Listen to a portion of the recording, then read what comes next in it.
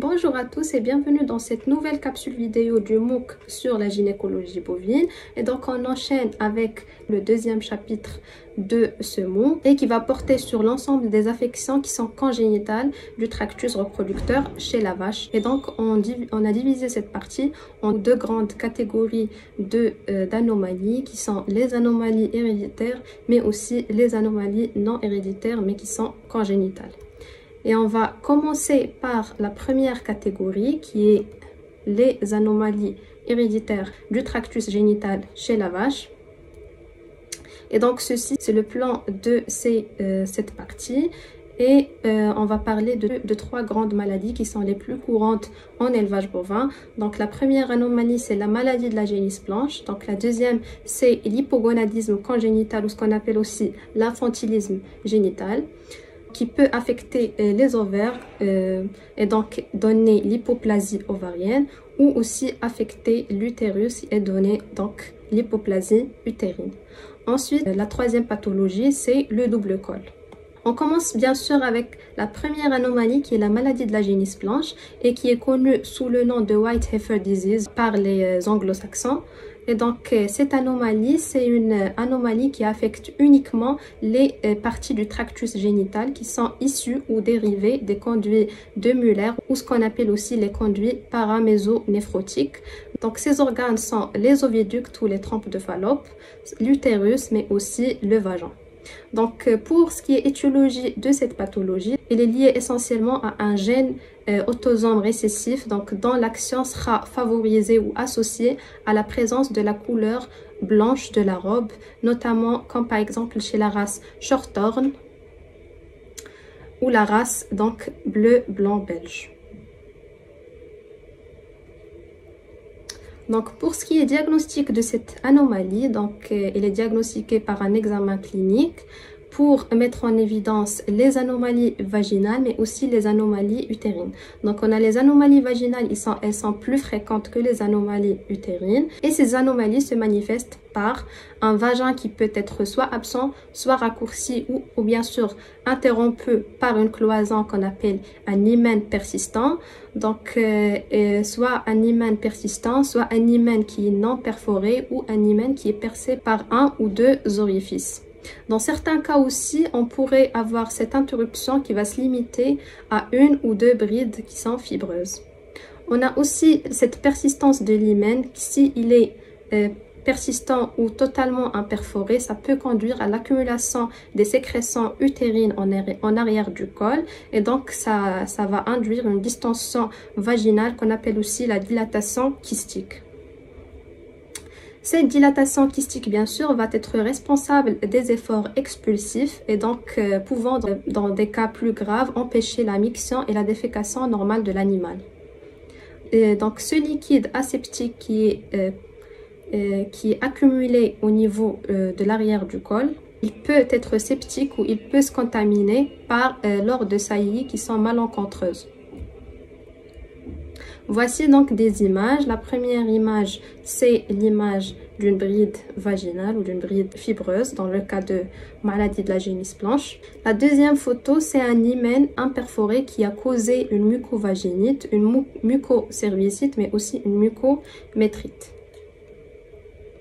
Pour les anomalies utérines, comme je viens de le dire, elles sont moins fréquentes, elles sont plus rares que celles vaginales. Donc, elles consistent en une aplasie segmentaire localisée ou non, ou moins, plus ou moins étendue et responsable, bien sûr, dans certains cas, de la dilatation kystique de la corne utérine ou ce qu'on appelle l'hydromètre. Si ce phénomène il est unilatéral, donc la corne droite est plus souvent modifiée que la gauche, donc la corne saine peut alors être gestante quand même. Le corps, le col et le vagin sont parfois totalement absents et sont représentés par des simples filaments fibro-kystiques. Donc le diagnostic de cette aplasie segmentaire d'une corne utérine, il peut être posé soit par palpation transrectale ou plus spécifiquement par une instillation de sérum donc physiologique dans la corne pour confirmer l'absence de dilatation de cette corne. Donc voici des images de l'aplasie segmentaire de l'utérus. Donc ici dans la première on a le corps, le col et le vagin qui sont totalement absents. C'est le deuxième cas de figure, bien sûr, absence complète du col, corne et vagin. Et leur remplacement par des simples filaments fibrokystiques. La deuxième image, c'est l'image d'une aplasie segmentaire du col de l'utérus avec bien sûr un hydromètre secondaire donc qui a survenu. Il faut aussi noter qu'il y a une ressemblance entre cette image et l'image d'une corne qui est gestante de 2 mois. Ensuite, pour le diagnostic différentiel de la maladie de la génisse blanche, donc on a le frémartinisme qu'on va voir au niveau des pathologies qui ne sont pas héréditaires.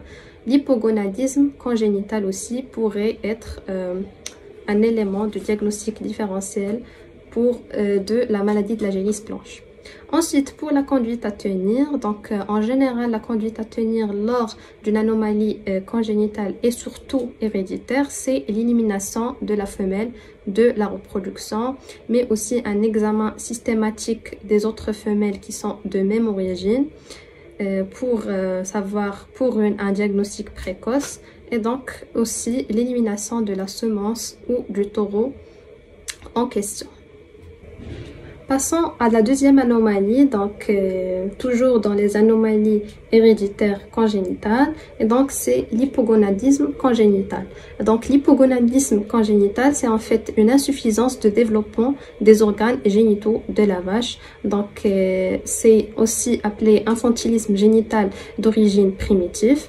Et donc il se manifeste par une absence de chaleur après bien sûr l'âge normal à la puberté. Donc, il est responsable de l'anustrus pré-pubertaire. Et donc, pour ce qui est étiologie de cette anomalie, on a en général une hypoplasie ovarienne bilatérale et l'essentiel facteur de l'infantilisme génital. Ensuite aussi, cette pathologie elle est liée au caractère culaire chez la race charolaise. Comme vous voyez dans l'image, c'est un appareil génital externe qui apparaît infantile, donc avec bien sûr des lèvres vulvaires qui sont très petites. Donc on va commencer par l'hypoplasie ovarienne qui est le premier type de cet hypogonadisme congénital. Et donc comme définition, c'est en fait un développement qui est incomplet de l'un ou des 2 ovaires. Donc souvent on a l'ovaire gauche, c'est le plus touché, et donc on a 2 cas de figure, soit une hypoplasie ovarienne bilatérale, c'est-à-dire totale, ou partielle unilatérale. Et pour ce qui est étiologie de cette anomalie, cette anomalie est liée à un gène récessif à pénétrance bien sûr incomplète, lié ou associé à la couleur blanche aussi de la robe, notamment chez la race Highland. Pour le diagnostic de l'hypoplasie ovarienne, donc dans un premier lieu, on observe l'animal, donc il y a des modifications comportementales sur l'animal souffrant de cette pathologie. Donc on a dans un premier lieu la conformation générale de l'animal. Donc dans le cas d'une hypoplasie unilatérale, on a bien sûr un retard à la puberté et un bassin qui est très peu développé. Alors que dans le cas d'une hypoplasie bilatérale, on a carrément l'animal qui a un aspect d'un castrat avec un bassin qui est trop étroit. Pour ce qui est activité ovarienne de la génisse, on a des chaleurs qui sont irrégulières, mais quand même on a le maintien de la fertilité. Alors que dans le cas de l'hypoplasie bilatérale, donc on a l'absence de chaleur carrément et on a l'infertilité.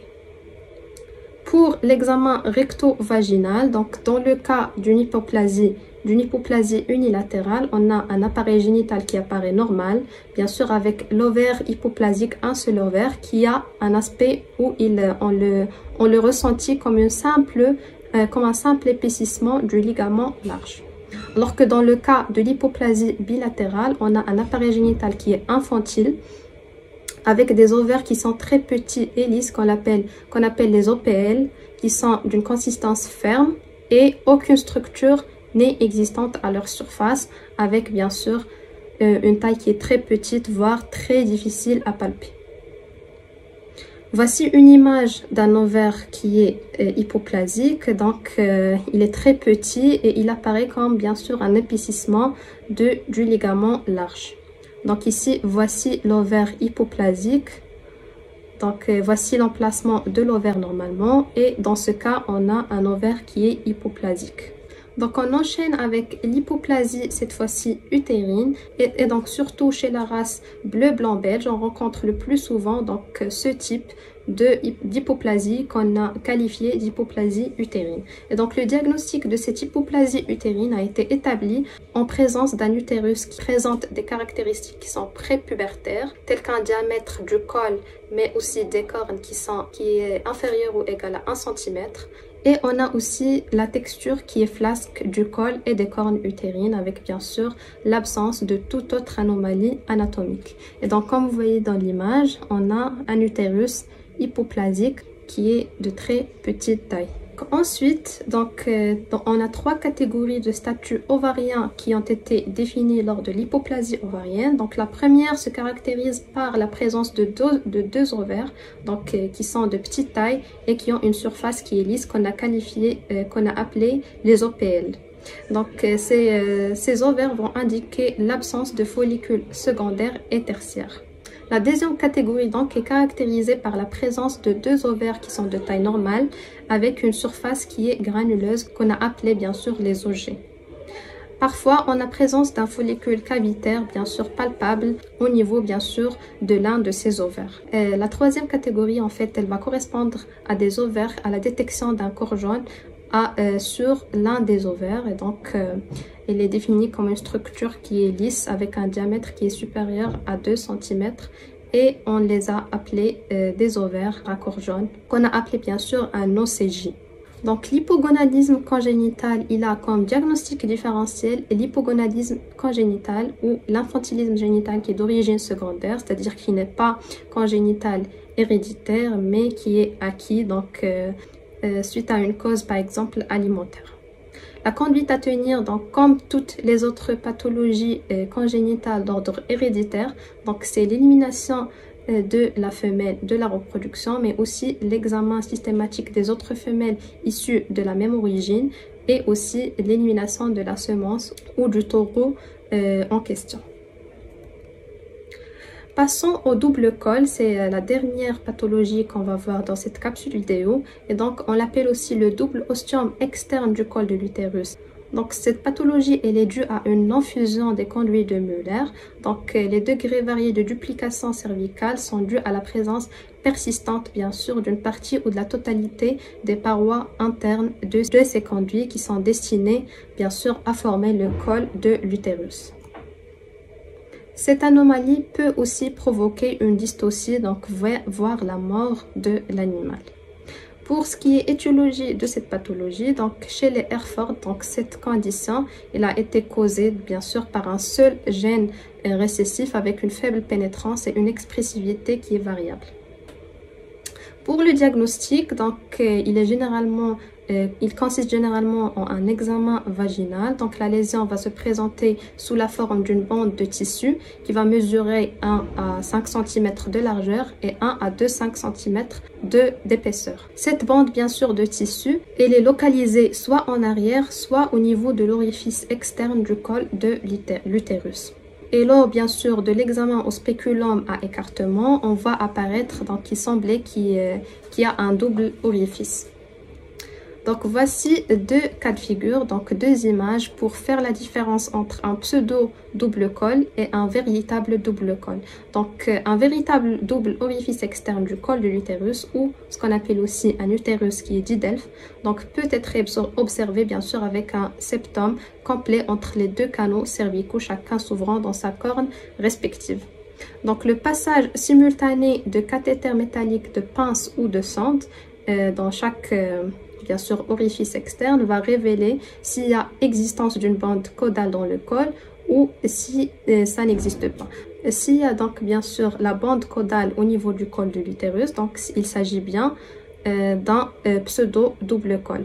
Sinon, il s'agit d'un véritable double col. Donc ici, la pipette rouge, elle est insérée dans les deux canaux cervicaux et donc les conduites de Gartner sont indiquées par des ciseaux. Donc ici, on voit qu'il y a un seul canal cervical, donc il s'agit bien d'un pseudo double col, même s'il y a présence de deux orifices. Par contre, ici, on voit qu'il y a quand même deux canaux cervicaux, donc chacun va s'ouvrir dans leur corne respective. Pour l'examen transrectal, donc dans le cas de véritable double col de l'utérus ou un utérus qui est dit DELF, l'examen rectal va révéler que le col il est caractéristiquement plus large et plus plat qu'un col de l'utérus normal. Donc cette structure peut être aussi ressentie comme un épaississement dans cette région, mais souvent elle est considérée comme un orifice cervical ectopique ou de grande taille, surtout chez les vaches plus âgées. Pour la conduite à tenir, donc, il est recommandé d'éliminer les génisses infertiles qui ont présenté un double col de l'utérus, donc un col qui est tortueux ou aussi un col qui est tordu, ou même une dilatation du col en raison de la possible origine génétique de ces défauts. Donc, bien sûr, comme les autres anomalies héréditaires, la conduite à tenir va consister à l'élimination des femelles en question de la reproduction, mais aussi de faire un examen systématique des femelles ayant la même origine et aussi d'éviter ou d'éliminer la semence ou le taureau responsable de la saillie.